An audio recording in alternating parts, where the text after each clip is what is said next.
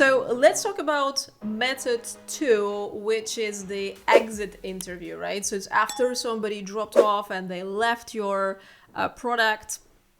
And what happens quite often, the companies will ask you, is this the price? So is this the price that made you leave, right? Because we thinking it's the price, so that's what we do. We're asking the leading question, right? Yeah, the leading question again. Yeah, and don't just say why you are leaving, right? We want to ask what would have made you stay.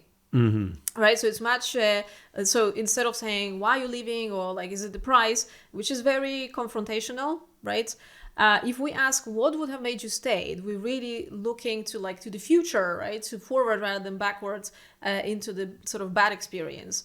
And it also encourages them to think openly about the improvements that we could implement. And also highlights the missing value they were looking for, right? So really highlights what they need, not just some kind of like random ideas. People often leave for multiple small reasons rather than one big one, like really, really big one, right? So we want to dig into those small reasons. Yeah, I really like what you're saying there around actually ask, the difference between those two questions, because is it the price that made you leave? It's so specific and it's really small, and you're not going to get too much out of that other than yes or no.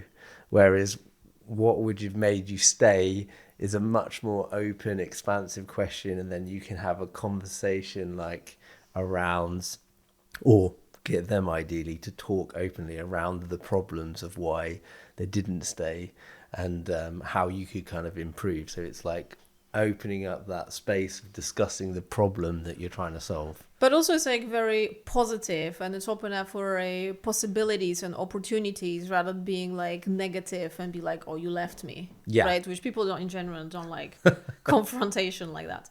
Okay, so when somebody left, the things that could indicate that the reason was product experience, they obviously could describe specific workflow frustrations. They could mention time wasted trying to accomplish a task. They compare easy to use competitors that they might be already be using, which is then really, really sad for us. And they might say, oh, if it only was easier to do this, but I never could figure out X, Y, Z. And also quite often they might say that I've tried to use it many times, but it just wasn't for me. I got, confused and just left, right? So that's very clear product experience indicators, like there's an issue with your product experience. Now, let's quickly cover, if you do exit interview after people left, what could be indicating the pricing. So they mentioned specifically budget constraints, right? Or company-wide cuts if it's a B2B situation, right? They provide competitors' pricing comparisons while praising your product. So might say, oh, your product is better, but it's just like the other guys have much cheaper solution. And they might be asking again about lower cost alternatives within your platform, express satisfaction with the product cite affordability concerns. And again, might mention that they wanted to have more flexibility and different plans, maybe some discounts and stuff like that.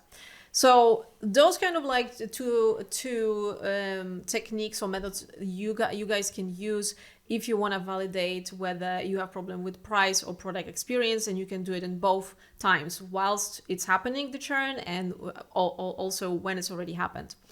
Now, what I really, really like, and we spoke about this a couple of weeks ago, Simon, is this product experience sort of price metrics. Like, what is the combinations, the worst and the best combinations that we want to be in if we have a product, right? So scenario one is if we have high price but poor product experience, we probably will get immediate churn, right? So if it's like very expensive but really crap, people were just thinking, oh, not only it's expensive, but it's also really difficult to use.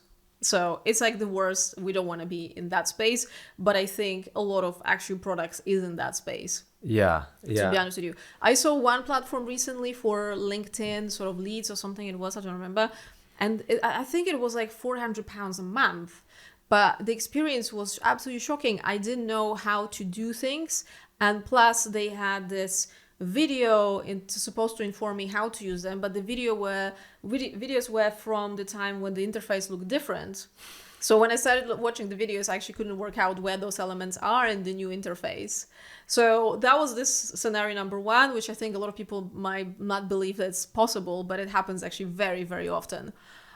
Scenario number two, when you have a high price and great product experience, it's actually putting your product in the premium positioning, right? So then you can actually ask for more money. Like PwC said, if you have amazing customer experience, you can charge 16% more. So customer might be thinking it's worth every penny because it saves me hundreds of hours of frustration and whatever, solves my problem. Right? Yeah, well, an important thing to unpack there in the actual, like, what makes a great product experience is that it's actually solving a proper problem. Yes. And that really can be huge, where the poor product experience might be that it's just not really solving a big enough challenge for somebody. So it's not really worth anything, even at a low price. A very bad scenario is if we have a low price and poor product experience. That's just basically a no-go. And people probably will think, even though it's cheap, it's a headache to use, right? So that's like we can just close the business down. Now, probably the best scenario that most businesses want to be in is to have low price and great product experience, because then you just dominate the market. Everybody's loving it. People are just thinking this is incredible value, and why they're not charging more, right? So then you explode and just go crazy. So this combination of pricing and product experience is very important. So maybe that's something that if you guys listening or watching this, you can figure out where does your product sit today.